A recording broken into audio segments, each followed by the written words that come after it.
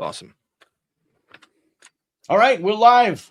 This is the No Delusion Zone. I'm David Debato, and it is Tuesday, April 28th, 2026, and I'm really glad to have our special guest today, Ken Harbaugh.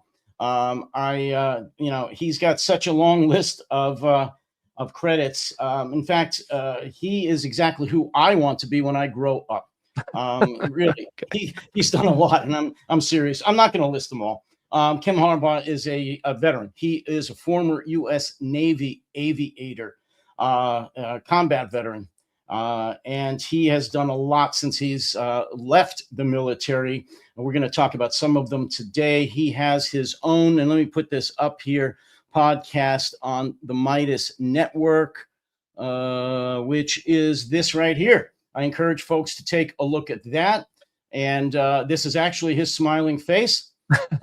This is the man himself in his aviator jacket. And seriously, I may joke a lot. That's from the B side. That is a deep track. I don't know where you found that, but well, I have my sources. Yeah. So, but I do want folks to, if you already don't, to check out Ken on his podcast. He's often on the Midas Network. He also is on The Warning with Steve Schmidt. So, without further adu, Ken, welcome to the No Delusion Zone. David, it's great to be here. Thanks for having me. No problem. And I was serious. I mean, you are a man after my own heart. I told you that before. You say a lot of the things that I say all the time, although less eloquently on my part. And I tend to use, unfortunately, some rather graphic terms. But you do speak to me and millions of other Americans who are just disgusted. As I said, you're a former Navy aviator, and you've done a lot since leaving the military. And the first question I want to ask you is, I think, a question you don't get asked enough, which is why, after you left the military, you could have done many things. You could have been gone to a defense contractor. You could have done full-time work as a college professor. You could have done a lot of different things. Why did you choose to be a spokesperson, a pundit, an activist, if you will, speaking out against MAGA, essentially, and against the current administration? Why go down that path? Well, great question. I was, incidentally, very briefly, a defense contractor, and I briefly was a college professor as well. So I tried both of those. That's all right. And, I think my epiphany came. I mean, I got out of the Navy with every intention to do anything but like that kind of thing. I made a clean break, but I had a couple epiphanous moments. The first was signing my DD 214. And I don't know if folks know what that is, but that's the piece of paper that ends your military service. You carry it around with you for the rest of your life. It's what gets you your VA benefits, your, free national parks pass, all that stuff. But I think it's block 24, the signature block. And I remember being at the Bureau of Personnel Station north of Charleston, which was my last duty assignment, and looking down at this empty signature block, realizing, hey, once I sign this, it's over. Like, my identity for the last 9 years is behind me. I will no longer be a Navy pilot. And that's a pretty defining identity for anyone who's been close to naval aviation. I mean, it's all consuming. And I realized that's over. I'm going to have to find something else to be, not just something else to do, but something else to be. And I went off to law school, thinking that I would pursue a totally civilian path and leave military service behind, leave that veteran identity behind. But it was the middle of the wars in Iraq and Afghanistan. And I know it's going to sound weird to folks who haven't served, but getting out in the middle of a war is a tough thing to do. You have this sense of, I don't know if it's survivor's guilt or what, but you're leaving a lot of people behind, and better people than I stayed. And I remember this one moment in particular, sitting at a coffee shop across the corner from Yale Law School, which is its own kind of bubble. And a couple half-ton Army trucks rolled by, probably from the armory north of town. And some kid sitting at a table nearby, through no fault of his own, just trying to be funny, said, "What, is there a war going on?" And this was probably 2006. I mean, there were 2 wars going on, and something in me snapped, and I remember standing up from my table, knocking over my drink. I wanted to give this kid a piece of my mind and realize it's not his fault. We have created these silos. We have insulated the military from the society it exists to defend.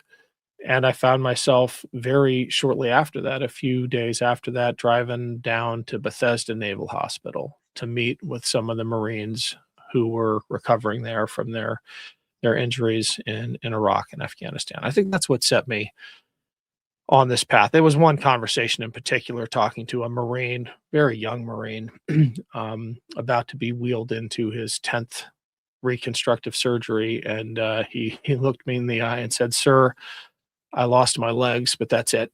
I didn't lose my desire to serve or my pride in being an American." And I'm sure that had something to do with my decision to spend the next many years dedicated to veterans.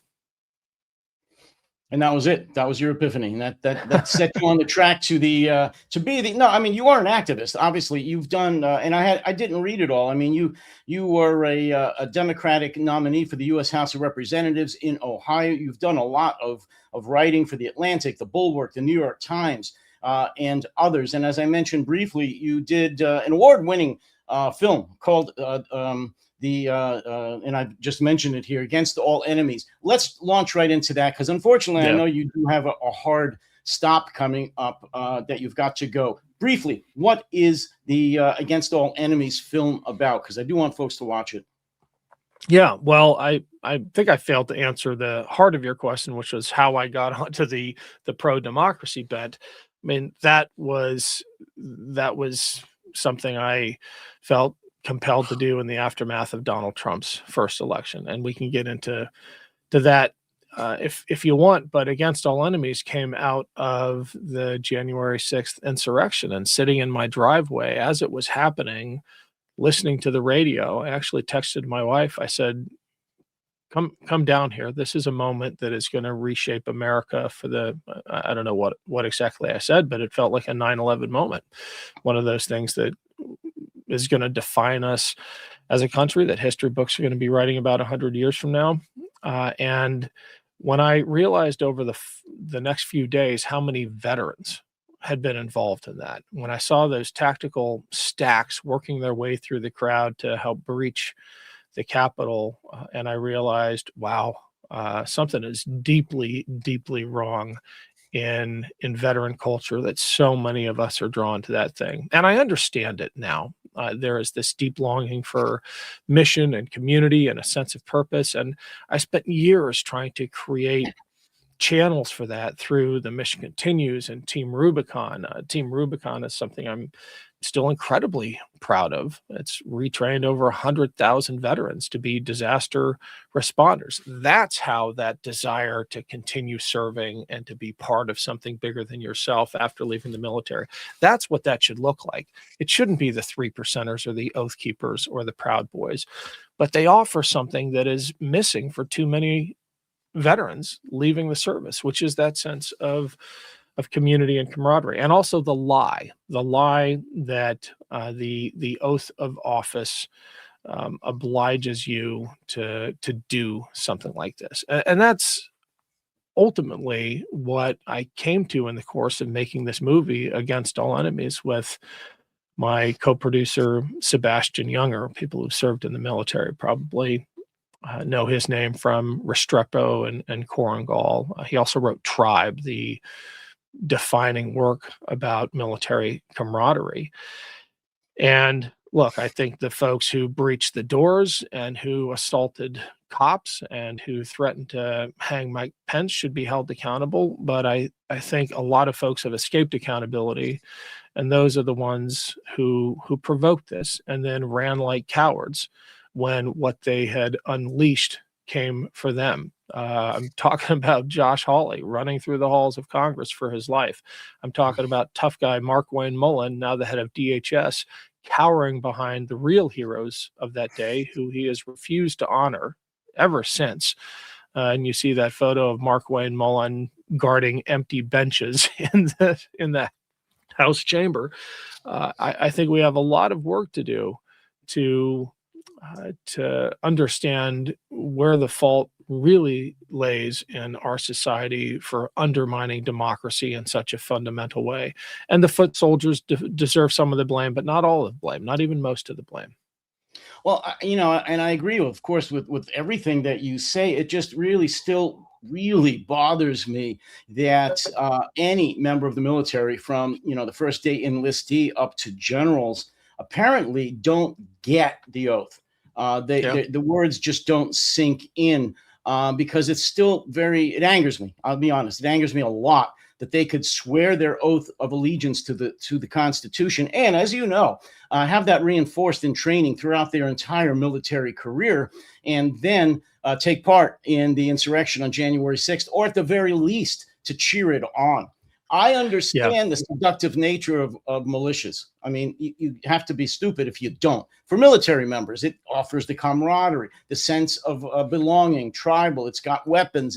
It's got training and formation. You get to shoot and blow things up. I mean, those are fun things for most members of the military. However, the disconnect between the taking the oath to swear to something bigger than yourself and to protect the democracy, to protect the very building that they stormed, I still get really pissed off. And I'm sorry, you're a better man than me. I don't forgive them. I probably never will. Although I will say we do have to bridge that gap. If we ever hope to retake our democracy, we have to bridge the gap between those that don't quite understand what happened on January 6th, or were on the periphery, were not really involved, but did cheer those folks on. We have to get through to that. And I will blame the Democrats for that. Their message is horrible. They don't usually have one. They allow the Republicans to control social media, to control the message. I've said many, many times, they're cowards, the Democrats. I won't get into that because, again, you don't have enough time to listen to all my rants. I would be remiss if we didn't talk about the correspondence dinner. Yeah. I know you've. In fact, I was just listening to your podcast about that, as well as some other interviews. There's so many conspiracy theories going on and on about that. I voiced my opinion on that. I will just say this before you answer. At the very least, whether or not this was what people say it was, staged or not, the security or lack thereof was a disgrace, a continuing disgrace of the Secret Service. The fact that this individual, if he is in fact the only individual, a real shooter, stayed at the hotel. He was in the Hilton, and he was able to smuggle in this disassembled rifle. There was no checking of him. And if you could, Ken, I know you've got some time. I just want to play a brief clip of somebody talking about this, please. Another analyst, because it'll kind of frame what we're talking about. So just hold on, and then I'd like your comments right after this. I was perplexed even before the incident about what I saw in security. Matt Gutman just pointed out that nobody was checking IDs. My ID was not checked at any point in the evening. To get into the hotel, all I had to do was show a screenshot of an invitation. And that crossed your mind initially? Absolutely. Before even walking into the ballroom? I'll tell you what else I thought. Inside the room, security was not particularly close to the principals visibly. So the Secret Service agents who were visible were not very close to the president. There were more people behind that curtain. But as we saw, it took them time to react. Once the incident happened, it was a full 2 minutes or so before anyone came to get the Secretary of War. What did Pete Hexas do in that moment? He was alert. He was assessing what was going on in the room. He was taking care of his wife. I think that was his first priority. Dana White, the head of the UFC, who was also... I don't want to play the rest of it because he talks about some stuff that's irrelevant.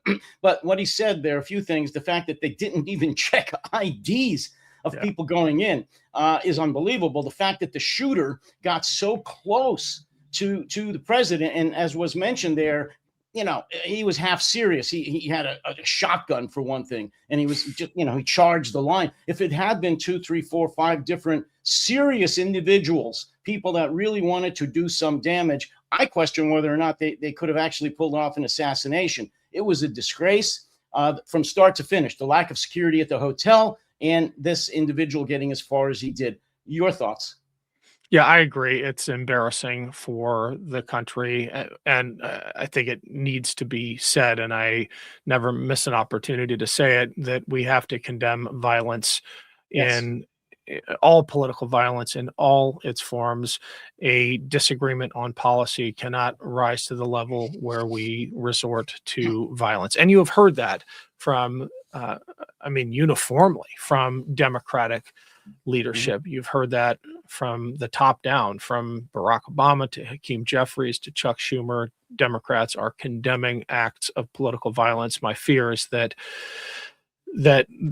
this incident will be used, as others have, as an excuse to crack down on political speech, which is very different than political violence. I think we already see assaults underway on the First Amendment. Pete Hegseth is at the center of many of those assaults. His banishing of the Pentagon press corps during a war which the American people should be informed about has been deemed illegal, and he has defied judges' orders.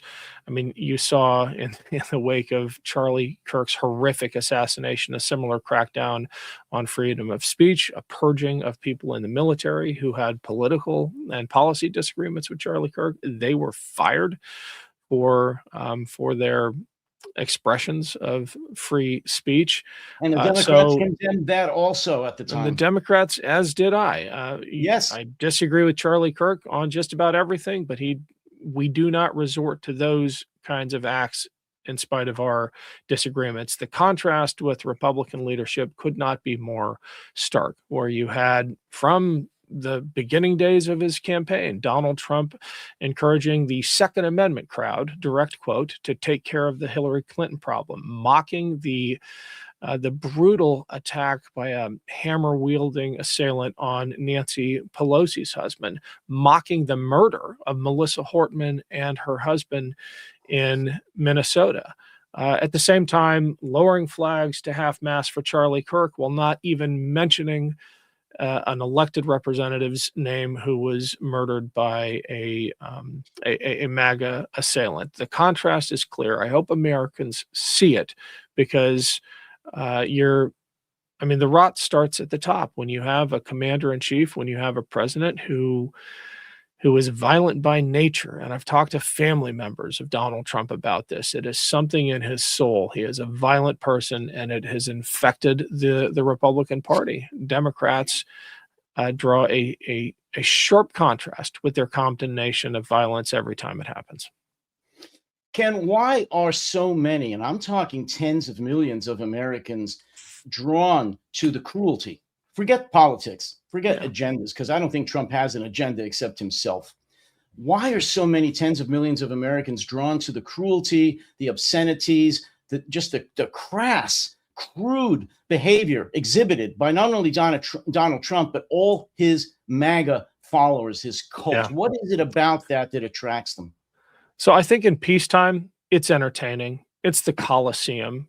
It's the spectacle of gladiatorial combat. I mean, this is not a new feature of human nature. People like to be entertained. There's that timeless Russell Crowe quote from Gladiator, "Are you not entertained?" I think Donald Trump is the consummate entertainer. That's why he was elected. That was his decades-long audition for the job, was entertaining a certain segment of the American people. And he never had the majority of the American people. He was legitimately elected. I'm not buying into that conspiracy theory, but when you look at the number of people who voted and then the percentage of them who voted for Trump, the majority of Americans don't actually fall for that kind of performative ridiculousness, but enough did to get him elected president. I caveated that answer by saying in peacetime, because when things get real, when things get serious, I think Americans become serious too. And it takes far too long. And it is frustrating how much pain we have to go through to have these moments of awakening. But now that we're in a shooting war, now that Trump's policies are actually biting, now that people actually see what happens when you unleash a secret police force and try to create a police state onto the streets of America's cities, Americans are rejecting it. It was fun while it lasted. I'll put that in air quotes. But farmers are going bankrupt. They have the highest suicide rate among any profession in the U.S. Blue-collar workers who shifted towards Trump in waves are realizing that the tariffs are devastating. the military is starting to realize, hey, maybe we need a commander in chief who actually thinks before he shoots. And you see in the poll numbers a president who is at record lows. I mean, since polls have been taken, no president has been more unpopular than Donald Trump is right now. And it's because I think Americans are finally waking up to the fact. This does not mean the danger is over. If anything, it is heightened because Donald Trump is going to act like a caged animal between now and the midterms. You see that in the attempts um, to uh, uh, to shift electoral outcomes. The first attempt in Texas, which did not go through a democratic process. The people of Texas did not vote on that. You see the threat of deploying ICE to polling places in key states in those black and brown neighborhoods to intimidate people from voting. I think the fact that he is so deeply unpopular does not guarantee us the kind of check on his authority that would normally follow in normal times. He will stop at nothing to avoid accountability. I know what you're saying. I agree with what you're saying. But again, since I'm not as nice a man as you, I can't forgive the tens of millions who voted for him and continue to support him regardless of what's happened. But I agree that we need to reach out to the ones that are on the fence. Otherwise, we're never going to take our democracy back again, our constitutional republic. But boy, Ken, really opened my eyes to how many Americans can be so easily deceived. People that probably never read the Constitution and never will. Never read American history and never will. I just did a podcast about the fact that 54% of American adults read at or below a 6th grade level. So it's really hard for those people, to understand anything besides, the back of a Campbell soup can. So, it makes it really, really difficult. It's one of these moments, like, wow, really what's going on here? And we shouldn't wonder why Iran is doing Lego memes, to get to the MAGA people here, because really that's all they understand. The cartoon with the bubble above their head and a little bit of words. That's what 54% of Americans understand. Talking about this, and I have to throw this in for those of you who feel the way that Ken and I do about Donald Trump specifically, and want to have something to remind them every single morning. Here you go. You should buy this branded merchandise from the No Delusion Zone, because this will set your morning right, and you can fill it up with a little bit of this while you're doing it. And you'll remember about being an American and why you're so pissed off that day and how we need to take the country back again. You mentioned, again, as a former military member, as I am, and you just did a podcast about this, I think, or at least you mentioned it. Forget Donald Trump, whether or not he's going to ever use nuclear weapons, God forbid. But the other question that comes up all the time that I ask myself, Ken, is what senior American military officials will actually finally stand up to the illegal orders of Donald Trump? And I don't just mean nuclear weapons. That should be a given. But I mean, we're still blasting people out of the ocean that haven't had a trial or an indictment or even an investigation, so-called drug runners. And that's being carried out by the U.S. military. When are senior military members on active duty going to say, sorry, sir, I cannot follow that illegal order? When's that going to happen, and is it? Well, some already have. If you recall, there was a real conflict between Secretary Hegseth and the former SOCOM commander, and he resigned.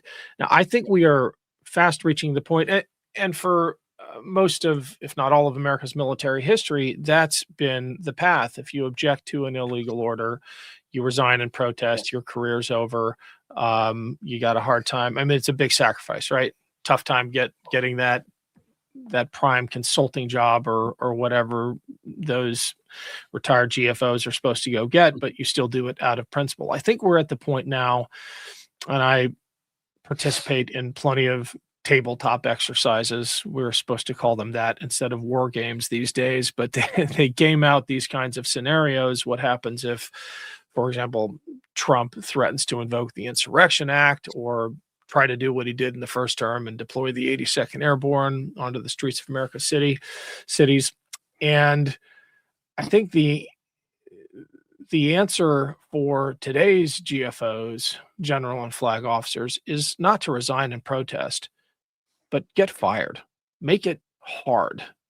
Make them issue the press release saying this general is being dismissed for cause. Make it a scandal. I am past the point where I think that graceful, quiet resignation and protest is the way to alert the American people to the danger. And look, this is not casting any aspersions at all on the admiral who resigned from SOCOM in protest, apparently, of these strikes. That was actually a pretty brave thing to do. But going forward, I would like to see a person in that position demand to be fired. Dismiss me. I'm not going to follow this illegal order. Fire me. There are retired GFOs who have spoken out. That interview by Stan McChrystal with David French in the Times was, it should have gotten way more play than it did. I mean, he comes right out and calls Pete Hegseth a failed major. I have heard GFOs privately, actually active duty GFOs privately, refer to the secretary as the major. And that is a level of insubordination. It doesn't sound insubordinate, but for anybody in uniform, you know it is. For active duty generals to call their secretary of defense the major, that's a signal. Never heard anything like that before. I think there is a calculation going on in each of their heads right now, which is, if I leave, who's going to fill my role? And is it going to be someone who can stop the really bad orders, like the order to drop a nuke or the order to put boots on Karg Island with absolutely no overhead protection from the waves of Iranian drones that would slaughter those Marines? I mean, you finally saw Mattis speak out, and I think that was part of his motivation, the suggestion that we would send Marines through the gauntlet of the strait and onto Karg Island. Some are speaking out, but the short answer to your question is not enough. I agree. And I have spoken and written about this many, many times, that I am also tired of the silence. Silence is good. The crickets, that they don't say anything. But I'm really tired of active duty flag officers not taking a stand. We're at an inflection point, Ken. You know this better than most. A tipping point where this country is going to go one way or the other much faster than I would like it to. I don't know when that's going to happen, but people that are in that position, senior level military flag officers, need to take a stand. And taking a stand silently at this point in our history is not going to make it. So, yeah, it takes a lot of courage. I get that. But, it's a matter of, do you really believe in your oath? Do you really believe in this democracy and this republic or not? Because we're at that point. And I know you've got to go, so we're kind of up against the clock here. I also have to talk about Iran, the debacle that is Iran. Where is this going to go? I mean, everybody's in this business has spoken and written a lot about it. This was a war that was not necessary. Of course, MAGA is all over it. It's the best thing since sliced bread. America's come out better for it. Our economy is better. Our military has shined, and all that BS. Where are we at in Iran right now from your military perspective, and where are we going to be in the next few weeks? What do you think is going to happen out of the delusional minds of Hegseth and Trump? Well, who knows? I mean, we had options a few weeks ago. We had all of the options before we kicked off this war of choice, and with every passing day, those off ramps are diminishing. I think we're going to wind up in a situation where Iran comes out the winner, not just geopolitically, not just strategically, but even economically. I think it's entirely possible that they will be able to erect a toll booth over the Strait of Hormuz and extract $1 million plus toll on all of the ships going through, between 100 and 200 a day. That's a lot of money. And if you think about what we have destroyed in Iran, it can all be replaced with money. We did, I mean, the 100+ girls from the girls' school that we destroyed and then lied about, that can't be replaced with money. But the missiles, those can be reacquired. The nuclear program can be fired up again. Our own intelligence community assesses that Iran has about half of its missiles left. And the supposed regime change that we've forced to happen, if anything, the current regime is more hardline than the last regime, and the entire government has been militarized. The IRGC is firmly in control, and the Iranians haven't even deployed their most powerful weapon, which is that asymmetric advantage that they've demonstrated that they have over us. I mean, the first 6 Americans killed in this war were taken out by a cheap Shahed drone that penetrated every one of our layered defenses and hit a base in Kuwait with no overhead protection.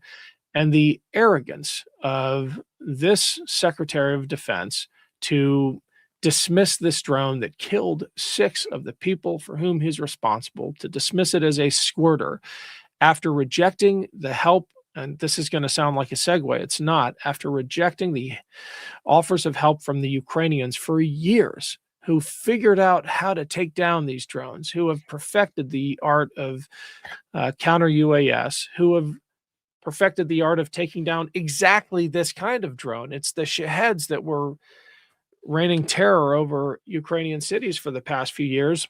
And the Ukrainians are knocking them out of the sky with $1,000 counter drones. Meanwhile, we're launching $1 million interceptors at these things, missing, and then high-fiving ourselves for having destroyed a 50-year plus old Iranian Navy, destroying their Air Force, forgetting the fact that that's never how they were going to project power. And I'll just leave folks with this observation. In the war that we waged against Iraq, how long did Iraq's Navy last? How long did Iraq's Air Force last? 5 minutes. The war went on for another 10 years. We're congratulating ourselves for all the wrong things. Let me ask you a multi-answer question, if you will, and you don't have to go on and on and on about this because I know you're pressed for time. The first part of the question, in your opinion, how depleted is our arsenal of precision weapons? Forget what the Pentagon says, I refuse to call it Department of War.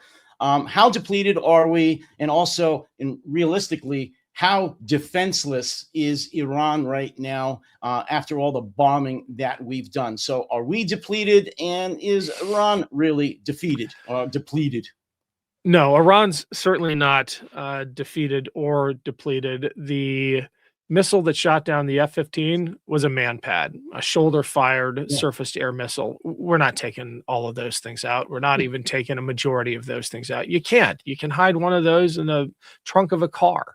What are we going to do? Blow up every car in Iran? No, Iran has plenty of those things, and they are lethal, as they demonstrated in shooting down that F-15. For our part, I don't know. I don't have an inside track into the weapon stockpiles of the U.S. military, but I do know that the rate at which we are producing them is a fraction of the rate at which we are using them. It's going to take years and years at current production rates to replace our supply of THAADs and standard interceptor missiles. Meanwhile, we have, I guarantee it, near-peer adversaries like China observing everything we're doing and waiting for their next move. Oh, and by the way, this canard that Ukraine somehow soaked up these weapons that we need now in the Gulf, we gave them our old stuff. And they were taking on one of those near-peer adversaries so that we wouldn't have to. Russia represents a threat to the entire region, including now American forces in the Gulf. Russia is providing those coordinates, that intel, to the Iranians so that they can hit American bases. That E-3 AWACS plane that was destroyed in Saudi Arabia, coordinates were almost certainly provided by the Russians. So our support for Ukraine with old weapon systems like the HIMARS, which we were replacing, is the best deal on the planet because we're not risking our own troops. We're using old material to send them, and they are fighting a global fight for for democracy worldwide. Best money we ever spent. And if you hear JD Vance blame that for the shortage of our precision interceptors, that's a total red herring. Well, I don't have any inside information either on the depletion of our arsenal. But one figure that sticks in my mind is the fact that we have now used about 1,200 Patriot missiles, and that we only produce 600 a year. So, for somebody as stupid as I am, that's 2 years worth of Patriot missiles. And as you know, we have not exactly kept up with our defense base, our factories that produce these things. If anything, we've decimated it. So we don't have the ability to really build up, to produce weapons as we should. So this, if that's true across all of the weapons that we've used, the THAADs and the other interceptors, not just the Patriots, and the launch systems themselves, I think we're in trouble when it comes to things like Taiwan, South Korea, the eastern flank of NATO, and so forth. But of course, we're not going to get the right information from the Pentagon about that. Let me ask you something closer to my home, and something I've written about, and a story actually I'm continuing to work on. And that is something you never get asked, because it's just not part of what's going on, other than in certain circles. And that is the security, or the security lapses, as I call it, around our military installations here in CONUS, here in the United States. There's been a rash of incidents recently about bombs being found either in or near military installations in the United States, one of which was just about 3 weeks or so at the main gate of MacDill in Tampa, which, as you know, is the headquarters of CENTCOM and SOCOM. And not only was it the bomb placed there, it wasn't found for 2 weeks.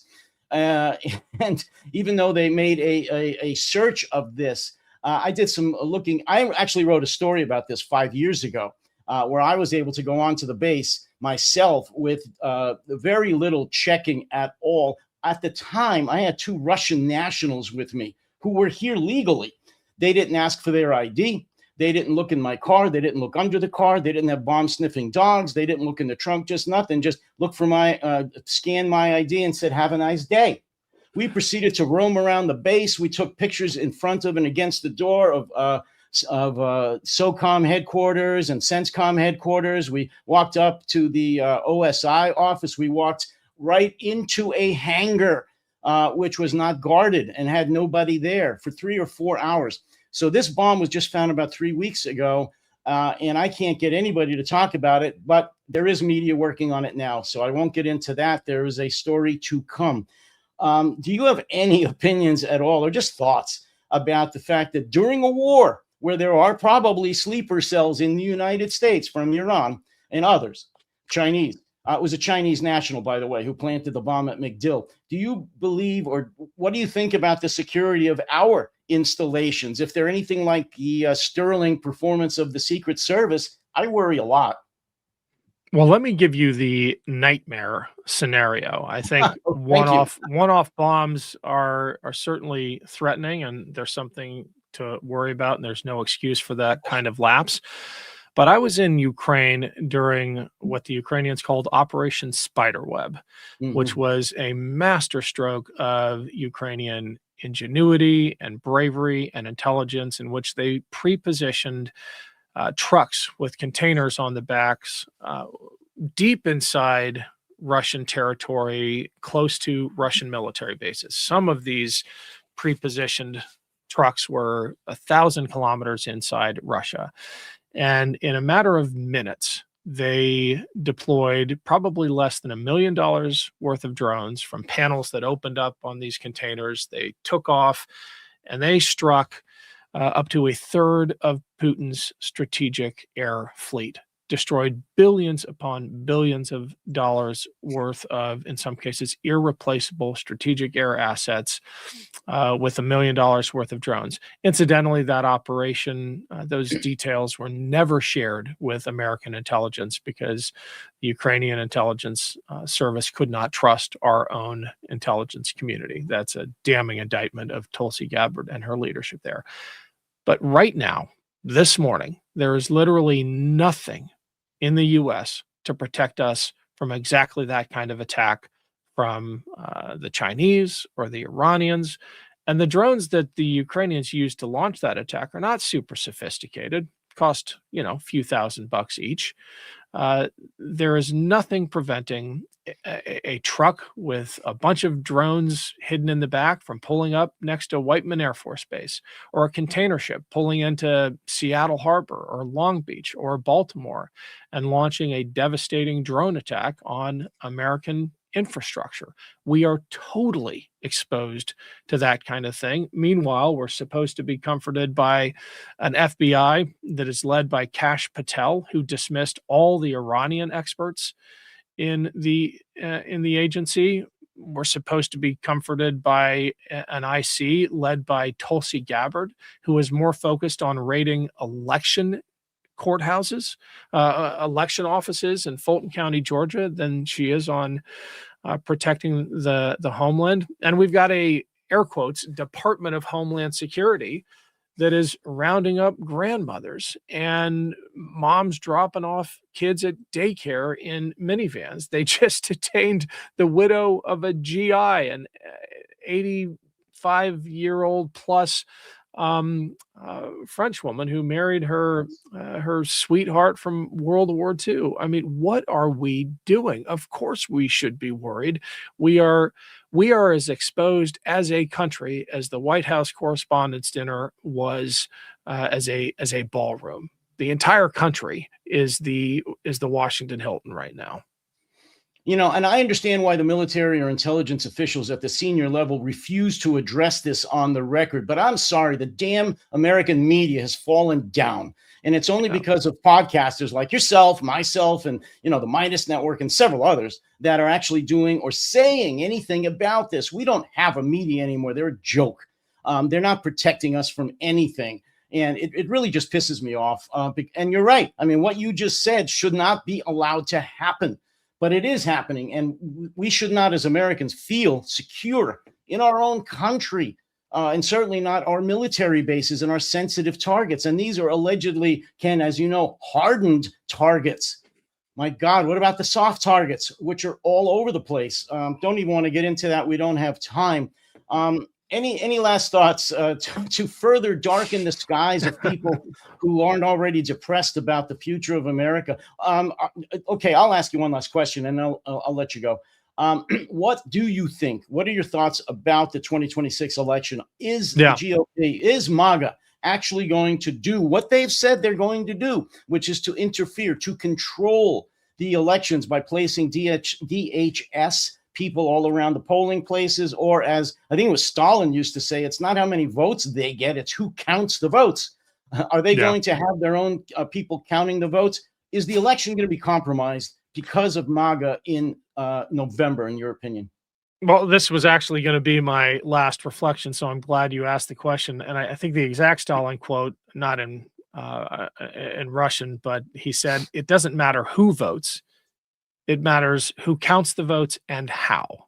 Thank you. And I think there is a concerted effort underway to determine who is counting the votes and how. But I want to end on an optimistic note, because we still have a very distributed system of elections and election boards and election counting. I don't think the Republicans are going to go for a Republican takeover, a federal takeover of election counting, as has been proposed by the administration. I think that's going to be a Rubicon they refuse to cross.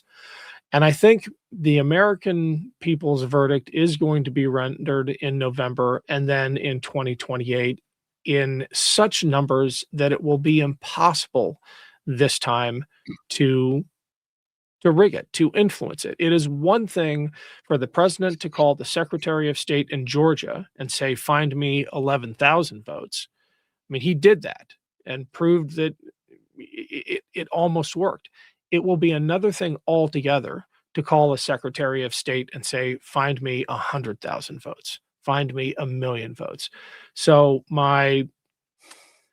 the message I want to leave to listeners, I hope everybody hears this, is that we have to vote in numbers that have never been seen before. We have to drive up the margins so high that any claim of fraud or any attempt to manipulate or a phone call to a Secretary of State from the president asking for to find 11,000 votes, that is immediately dismissed. If the margins are big enough, they can't take it. And so that's on us. That's where we still have power here. This can't just be a Democratic win. It needs to be a Democratic tsunami.